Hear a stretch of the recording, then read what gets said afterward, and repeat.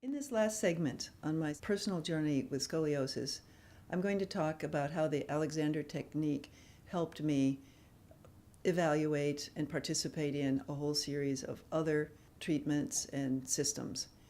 First, of course, there was the intellectual influence, where I created this new field, body conscious design, and wrote a book, The Chair, Rethinking Culture, Body, and Design, which helped me enormously, and it turns out it helps a whole bunch of other people, even who don't have scoliosis. Because scoliosis doesn't go away, I was always curious about anybody who claimed to be able to help deal with it or to cure it. So I would always give it ye old college try.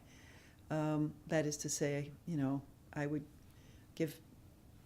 listen, and if it made logical sense, if there was any kind of logic, I would check it out and try it. The Alexander technique was really useful in helping me integrate the benefits of other systems.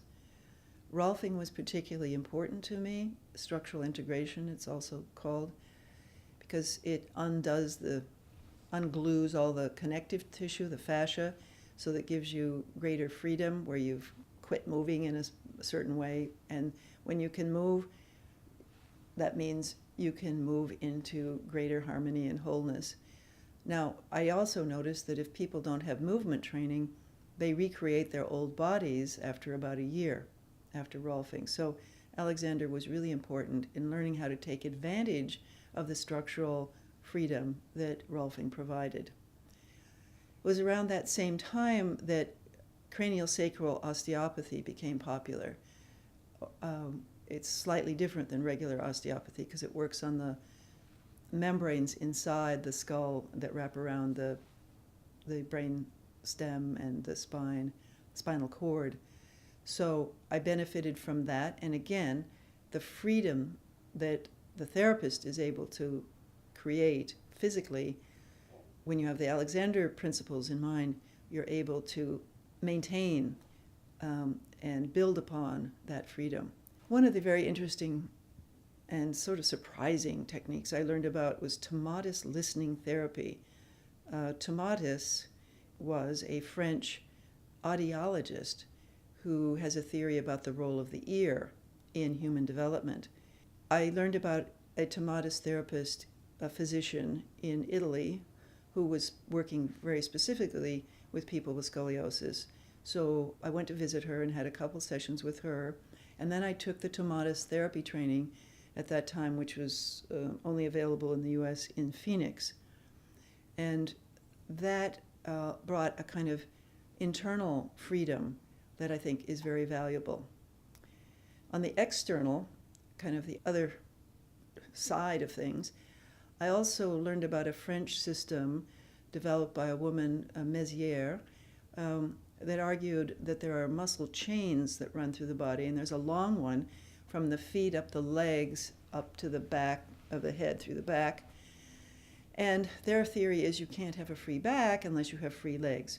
So I spent about 10 years learning how to stretch, and with a teacher of this system here in Berkeley, Patrick Rousselot.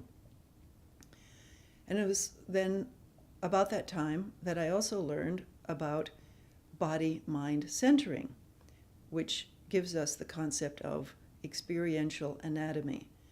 And that's where you learn about a physical structure externally, but then you learn how to go in, feel it in others, feel it in yourself, and then sort of take on the mind, if you will, quote unquote, the mind of that organ or that structure, that bone, that tissue. And so the external world and the internal world started definitely coming together in this particular therapy. And Alexander was totally in line with that because we work on internal thinking as well as external alignment and movement.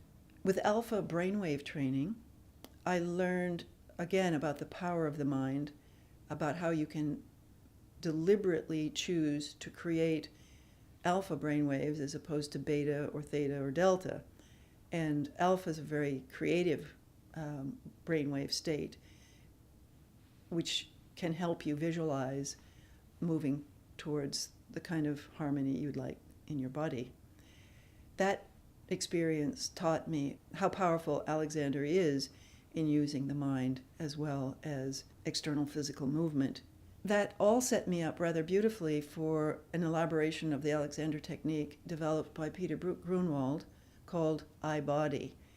His thesis is that the visual pathway, which runs from the eye all the way back to the visual cortex, back up here in the back of the skull where the pictures are assembled, is a little model of the human body, like it's called the homunculus, like a miniature of the body. And if you work on that set of structures, and there are many between here and here, you can be indirectly working on your body. So I use this technique to work on my spine.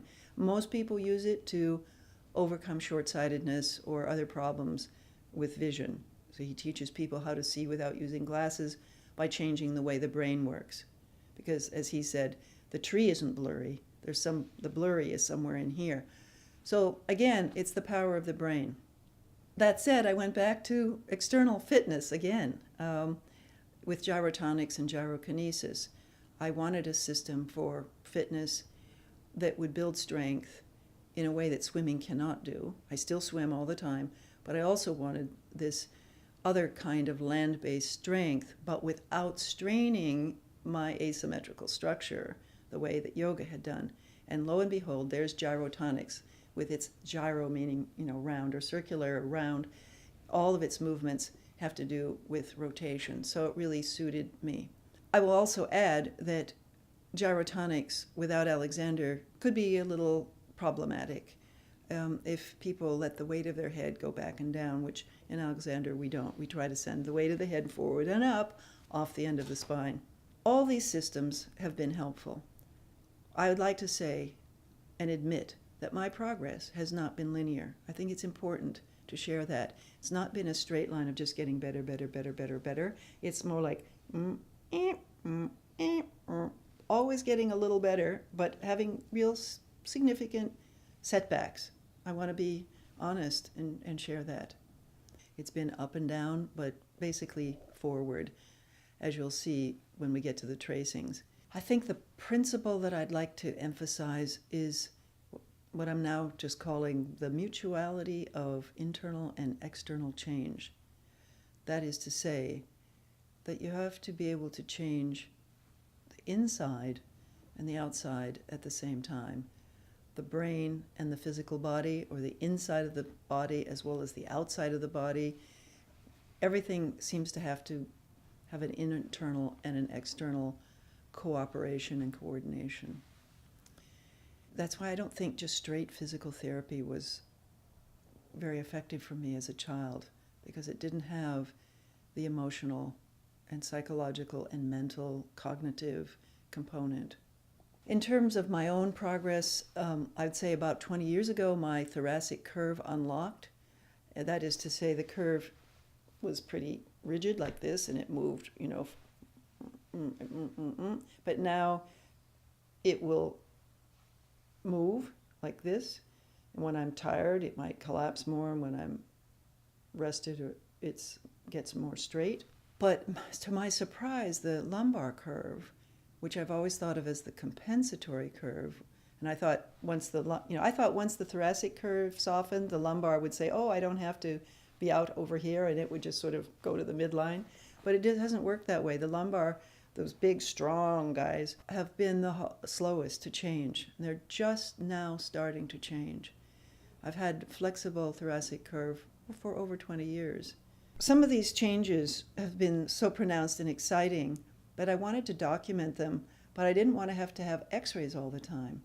First place, well, they're expensive, and doctors have to prescribe them, and it may not be particularly good for our health to have x-rays all the time. I mean, I know we get on airplanes and stuff, but still, why add extra grief? So one time after 3 weeks in a workshop in New Zealand, I felt so straight. I could palpate it with my hands. I could reach back and touch my spine like that and feel that the thoracic curve was straight. I could feel it when I woke up, that I didn't have any ache or grinding feeling. I just felt terrific. And so I asked my roommate, if I can get some tracing paper, let's just tape it on my back, and would you just trace where my spine is? And you'll see, that was January of 2007, and you'll see compared to my initial x-ray of 84, what a dramatic improvement I've managed to make. Since 07, I've been having people trace my spine after particularly effective therapeutic sessions with either a Rolfer or a chiropractor or an osteopath or a gyrotonic session or an Alexander session or a BMC session, etc.